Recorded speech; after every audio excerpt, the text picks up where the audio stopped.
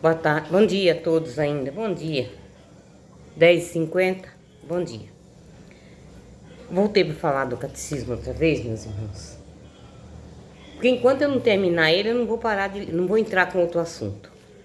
Eu vou terminar primeiro ele, depois eu entro com outro assunto para falar. Eu parei nos 7 sacramentos da igreja, parei no 455 a página, e 1667, que fala sobre as outras celebrações litúrgicas. Artigo 1, os sacramentos. A Santa Igreja Mãe instituiu os sacramentos, que são sinais sagrados pelos quais a imitação dos sacramentos são significados, efeitos principalmente espirituais, obtidos pela oração da Igreja. Pelos sacramentos, os homens se dispõem a receber o efeito principal dos sacramentos e são santificados às diversas circunstâncias da vida. Os traços característicos dos sacramentos são instituídos pela Igreja em vista da santificação de certos ministérios seus, de certos estados de vida, de circunstâncias muito variadas da vida cristã, bem como do uso das coisas úteis ao homem. Segundo as decisões pastorais dos bispos, podem também responder às necessidades, a cultura e a história próprias do povo cristão de uma região ou época.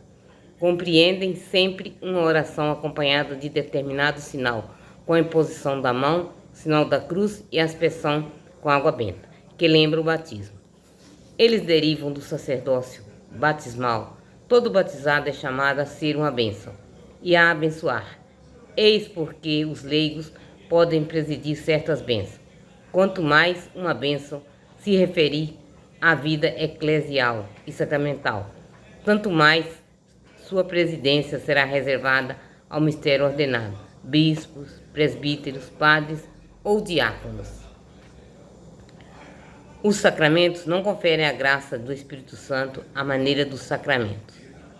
Os sacramentais não conferem a graça do Espírito Santo à maneira dos sacramentos, mas pela oração preparam para receber a graça e dispõem-se à cooperação com ela.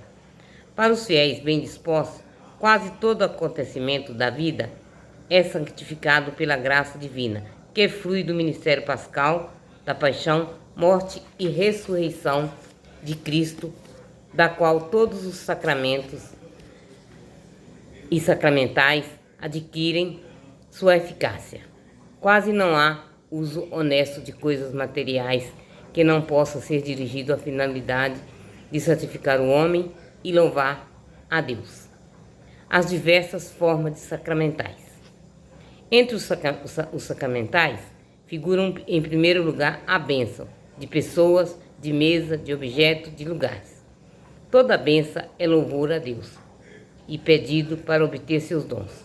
Em Cristo, os cristãos são abençoados por Deus Pai, com toda a bênção espiritual nos céus. Por isso, a Igreja dá a bênção, invocando o nome de Jesus e fazendo habitualmente o sinal sagrado da cruz de Cristo. Certas bênçãos têm alcance duradouro.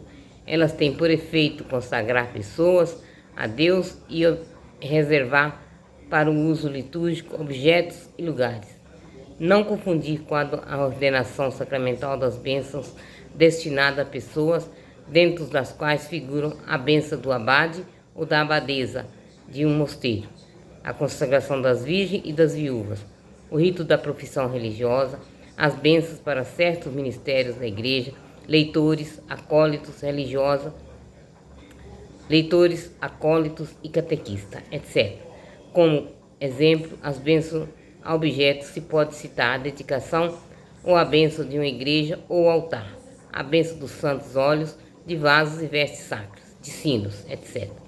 Quando a igreja exige publicamente e com autoridade, em nome de Jesus Cristo, que uma pessoa ou objeto seja protegido contra a influência do maligno e subtraído a seu domínio. Fala-se de exorcismo. Jesus o praticou.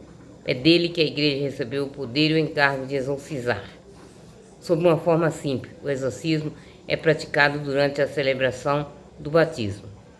O exorcismo solene, chamado de grande exorcismo, só pode ser praticado por um sacerdote, com permissão do bispo.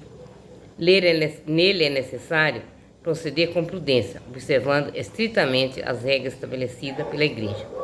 O exorcismo visa expulsar os demônios ou livrar da influência demoníaca, e isto pela autoridade espiritual que Jesus confiou à sua Igreja. Bem diferente é o caso de doenças, sobretudo psíquicas, cujo tratamento depende da ciência médica. É importante, pois, antes de celebrar o exorcismo, verificar se trata-se de uma presença do maligno ou de uma doença. A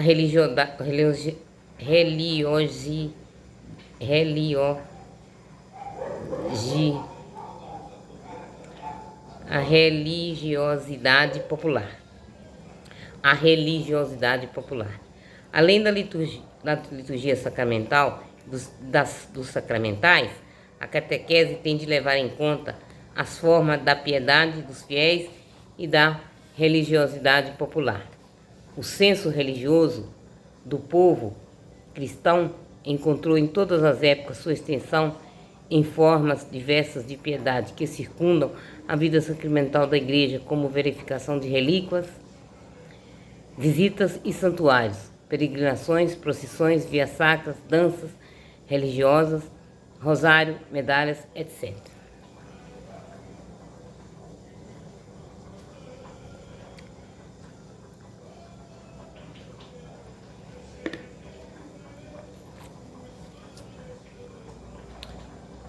Estas expressões prolongam a vida litúrgica da Igreja, mas não a substituem. Considerando os tempos litúrgicos, estes exercícios devem ser organizados de tal maneira que condigam com a sagrada liturgia dela. De alguma forma derivam para ela, encaminhem o povo, pois que ela. Essas expressões prolongam a vida litúrgica da Igreja, mas não a substituem. Considerando os tempos litúrgicos, esses exercícios devem ser organizados de tal maneira que condigam com a sagrada liturgia. Dela, de alguma forma, derivam, para ela, encaminha o povo, pois que para ela, por sua natureza, em muitos os supera.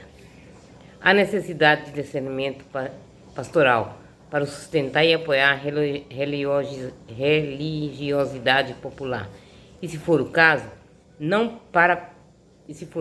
para purificar e retificar o sentido religioso que embasa essas devoções, e para fazer progredir no conhecimento do mistério de Cristo.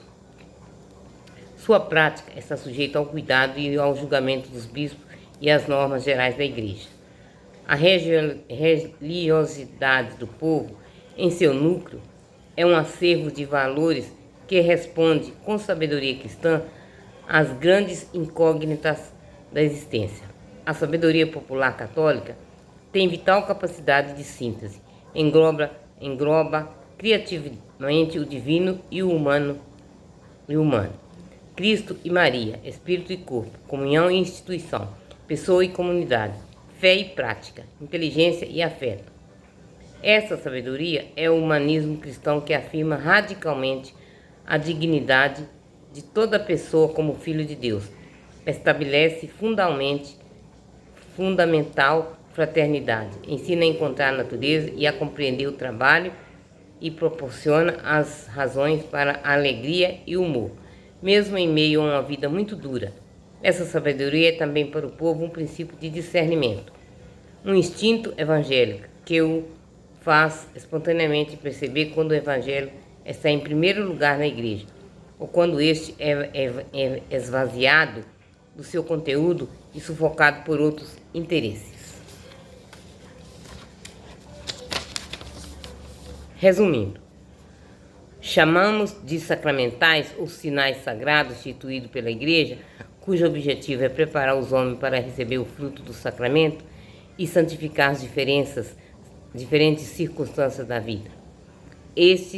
Entre os sacramentais, ocupa um lugar de obstáculo, destacado as bênçãos.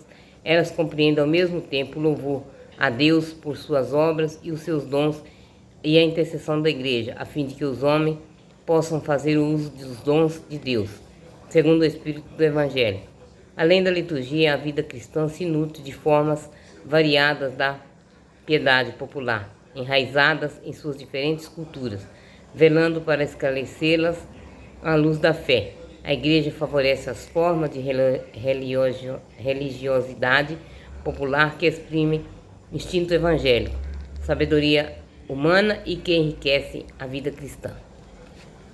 Artigo 2. Os funerais cristãos.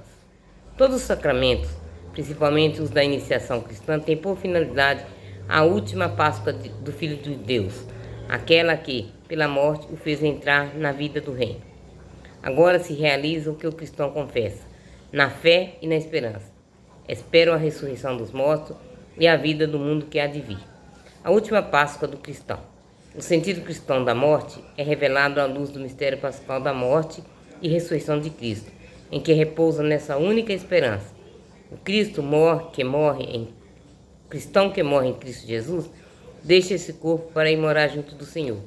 O dia da morte inaugura para o cristão, ao final da sua vida sacramental, a consumação de seu novo nascimento, iniciado no batismo à semelhança definitiva à imagem do Filho, conferida pela unção do Espírito Santo, a participação na festa do reino, antecipada na Eucaristia, mesmo necessitando das últimas purificações para vestir a roupa nupcial.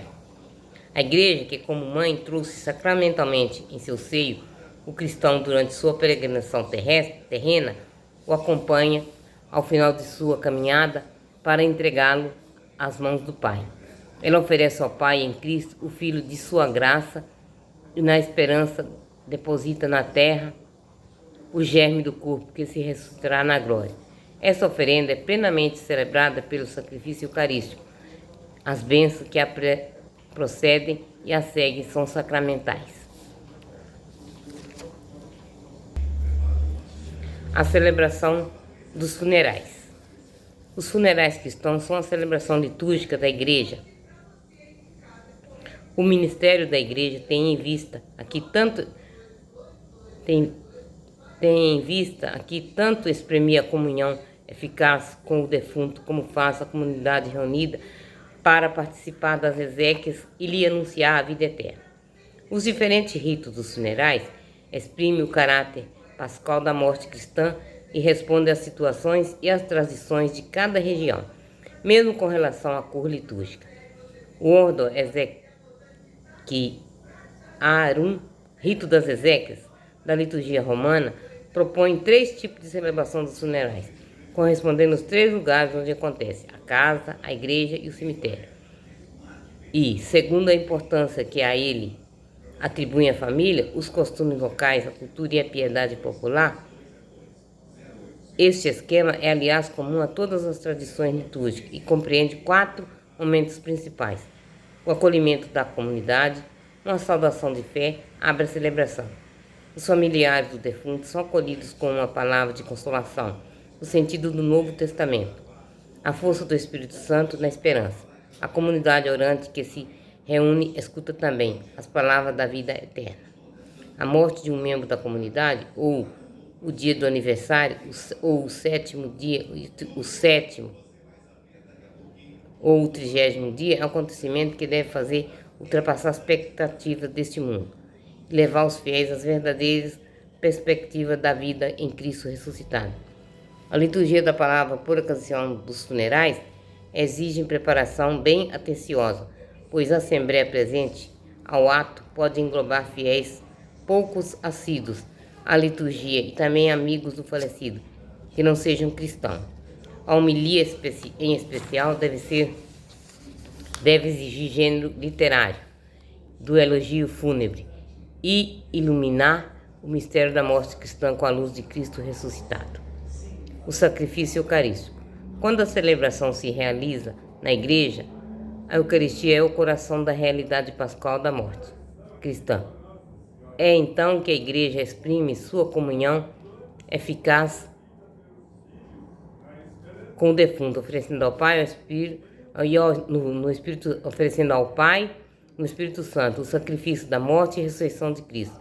Ela lhe pede que seu filho seja purificado dos seus pecados e das consequências que seja admitido à plenitude pascal da mesa do reino. Pela Eucaristia, assim celebrada, a comunidade dos fiéis, especialmente a família do defunto, aprende a viver em comunhão com aquele que adormeceu no Senhor, comungando do corpo de Cristo, do qual é membro vivo e rezando a seguir por ele e com ele. O adeus ao defunto é sua encomendação a Deus. Pela Igreja, este é a última saudação dirigida pela comunidade cristã, saúdando os seus membros, antes que o corpo dele seja levado à sepultura. A tradição bizantina o exprime pelo beijo de adeus ao falecido. Com essa saudação final, canta-se por causa de sua partida desta vida e por causa de sua separação, mas também porque há comunhão e reunião. Com efeito, ainda que mortos, não estamos separados uns dos outros, pois todos percorremos o mesmo caminho e nos encontraremos no mesmo lugar. Jamais estaremos separados, pois vivemos por Cristo e agora estamos unidos a Cristo, indo em sua direção. Estaremos também unidos em Cristo. Glória a Deus, Senhor. Parei, meus irmãos, por agora, porque já é meio-dia, já é 11. Não, são 11 horas, né? É meio-dia, 11 horas. Eu vou parar e volto na parte da tarde para continuar. Vou dar continuidade hoje. Que Deus abençoe a todos, que dê um bom almoço a todos, que todos tenham paz no Senhor, que todos tenham a paz que vem do Senhor, que o Senhor é bom o tempo todo, Ele não nos desampara. Deus é amor, Deus é misericórdia, Deus é perdão. Deus nos dá a vida, nos deu tudo. Glória a Ele. Eu te louvo, meu Senhor. Te louvo, meu Senhor. Te louvo, meu Senhor. Adoro-te. Amo-te, Senhor. Amo minha Senhora, minha Virgem Maria. Tem piedade dessa serva inútil. Tem piedade, tem misericórdia. Abençoe meus caminhos. Abençoe o caminho de quem estiver aí na frente, me vendo, assistindo, ouvindo, né? Que Deus tenha misericórdia de todos. A misericórdia não é só para mim, ela é para todos. Todos nós precisamos de sua misericórdia, Senhor. Olhai por todos nós, olhai pelas crianças, olhai pelos adolescentes, pelos jovens que estão perdidos por aí, andando por aí assim, sabe? Então, a mãe sabe tudo. A mãe que carregue ela tem a capacidade de carregar nossos filhos, de olhar nossos adolescentes, nossos jovens, nossos netos. Olhai por eles, mãe querida. Tenha misericórdia de nossos adolescentes, de nossos jovens. Não deixe que ninguém faça a cabeça deles. Ninguém, Senhora Mãe. Tenha misericórdia de todos os jovens, todos os adolescentes. Encaminhe, Senhor, para a pastoral da igreja. Que sejam acólitos, pode ser ministro e até mesmo padre. Precisamos de padre. Precisamos de operário para a messe. A messe é grande. Os operários estão muito pouco. Precisa de vir mais. Sejam todos abençoados no Senhor. Tenham um bom almoço todos. Até a tarde.